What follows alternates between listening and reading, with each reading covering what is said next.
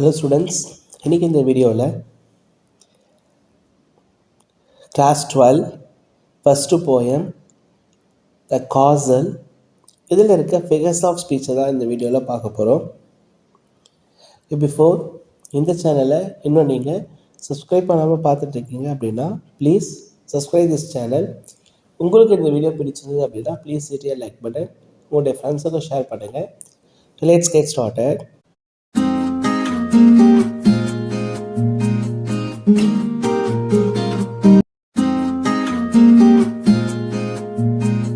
The figures of speech. Okay, first one. A little wicked gate. So இந்த லைனில் என்ன figures of speech இருக்குது அப்படின்னு பார்த்தோம் அப்படின்னா பர்சானிஃபிகேஷன். ஏன் இதை பர்சானிஃபிகேஷன் சொல்கிறோம்? விக்கெட் கேட் அப்படின்றோம். விக்கெட்னா மீனிங் என்ன? பேட். ஸோ இங்கே gate is personified as being wicked person. So gate is called the personification அப்படின்னு சொல்கிறோம். அப்போ பர்சானிஃபிகேஷன்னா என்ன? An inanimate object or abstraction is given human qualities. மனித பண்பு இல்லாத எந்த விஷயத்திற்கும் மனித பண்புகளை கொடுத்து சொல்வது. அனிமலோ இல்லை நான் லிவிங் திங்ஸுக்கோ மனித பண்புகள் இருக்குது அப்படின்னா அப்போ அது என்ன சொல்லலாம் அப்படின்னா பர்சானிஃபிகேஷன் சொல்லலாம். இங்கே அந்த மாதிரி எதை சொல்கிறோம்? விக்கெட் கேட், பேட் கேட் அப்படின்றோம். And old guard allowed the enemies to enter into the castle. So castle உள்ள என்டர் ஆகிறதுக்கு அந்த ஹோல்டு காட் பார்த்தோம் அப்படின்னா அந்த கேட் வழியாக தான் அனுப்பிச்சார். அதனால அந்த கேட்டை என்ன சொல்கிறாங்கன்னா wicked gate, bad gate. So good, bad இதெல்லாமே யாரை சொல்லுவோம்? ஹியூமன் பீயிங்குடைய கேரக்டரிஸ்டிக்ஸை டிஃபைன் பண்ணுறதுக்கு சொல்லுவோம். அப்போ இங்கே கேட்டை சொல்கிறதால இந்த லைனை என்ன சொல்கிறோம் அப்படின்னா personification. Okay, second one. Oh then our maze of tunnelled stone அப்படின்றோம். ஓகே, இங்கே என்ன ஃபிகர்ஸ் ஆஃப் ஸ்பீச் அப்படின்னு பார்த்தோம் அப்படின்னா மெட்டாஃபர். ஆக்சுவலாக மெட்டாஃபர்னா மீனிங் என்ன? Metaphor is on indirect comparison. So இதை மறைமுகமாக நம்ம ஒப்பீடு செய்கிறோம் அப்படின்னா அப்போ இங்கே என்ன சொல்லுவோம் அப்படின்னா metaphor. It compares two objects of different without using the connecting words like and as.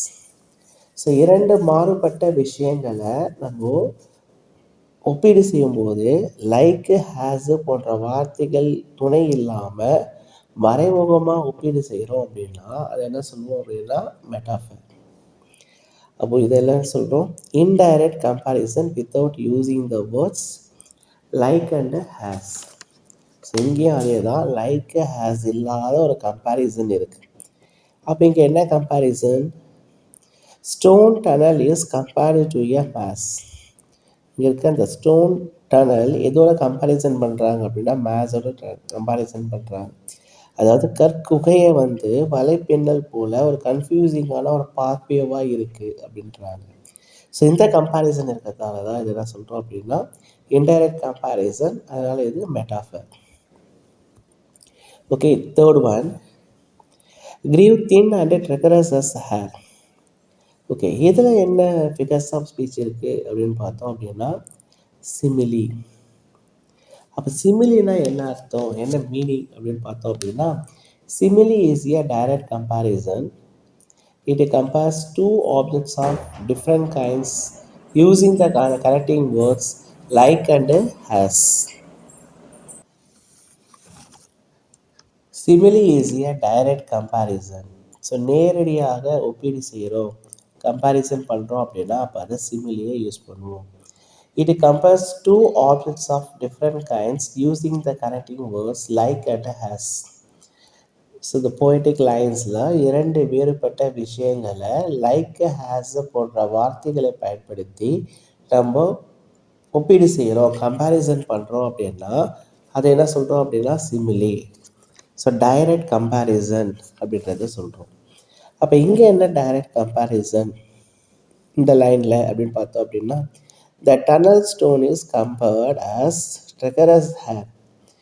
So இங்கே கற்குகை காற்றைப் போல மெல்லியதாக நயவஞ்சகமாக உள்ளது. இதுதான் இந்த சென்டென்ஸில் இருக்க கம்பேரிசன். இப்போ அந்த பாத்வே என்னவா மாறிடுச்சு? The path grew weak and disloyal as air. So ஹேரை போல் பார்த்தோம் அப்படின்னா ரொம்ப மெல்லியதாக மாறிடுச்சு. ஸோ டிஸ்லாயலாக இருக்குது.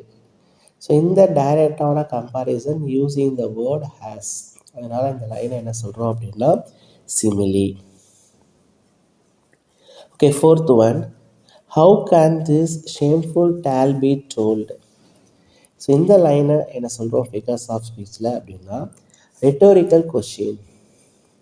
ரெட்டோரிக்கல் கொஷின்னா என்ன?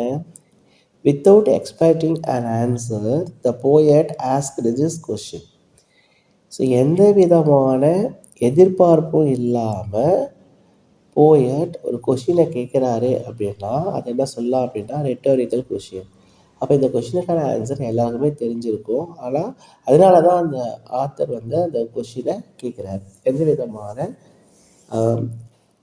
எக்ஸ்பெக்டிங்கான அந்த ஆன்சரும் எதிர்பார்க்காம கேட்குற ஒரு question. How can this shameful tale be told? இதில் சொல்கிறோம் அப்படின்னா rhetorical question. Okay, fifth one, our only enemy was gold. Okay, இதில் இந்த லைனில் என்ன ஃபிகர்ஸ் ஆஃப் ஸ்பீச் அப்படின்னு பார்த்தோம் அப்படின்னா பர்சானிஃபிகேஷன். இங்கே இதில் என்ன personification? Gold is personified as enemy. இங்கே எதை வந்து சொல்கிறாங்க அப்படின்னு பார்த்தோம் அப்படின்னா தங்கத்தை தான் எதிரி அப்படின்றத சொல்கிறாங்க. அப்போ ஆக்சுவலாக எதிரின்றது நம்ம யாரை சொல்லுவோம்? ஹியூமன் பீயிங்கை சொல்லுவோம். ஆனால் இங்கே என்ன சொல்கிறாங்க அப்படின்னா கோல்டை சொல்கிறாங்க. கோல்டு தான் இங்கே எனிமி அப்படின்றாங்க. அதனால் இந்த லைனை என்ன சொல்கிறோம் அப்படின்னா பர்சானிஃபிகேஷன். ஓகே, நெக்ஸ்ட்டு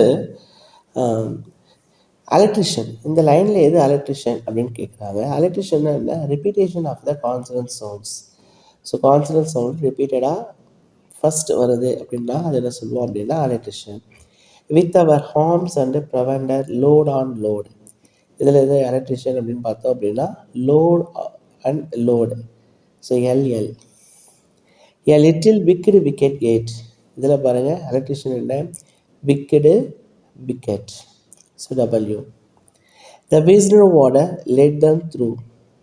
இதில் என்ன எலக்ட்ரிஷியனான வேர்ட்ஸ் பார்த்தோம் அப்படின்னா விஸ்டர் warder. I hope this video is very useful to you.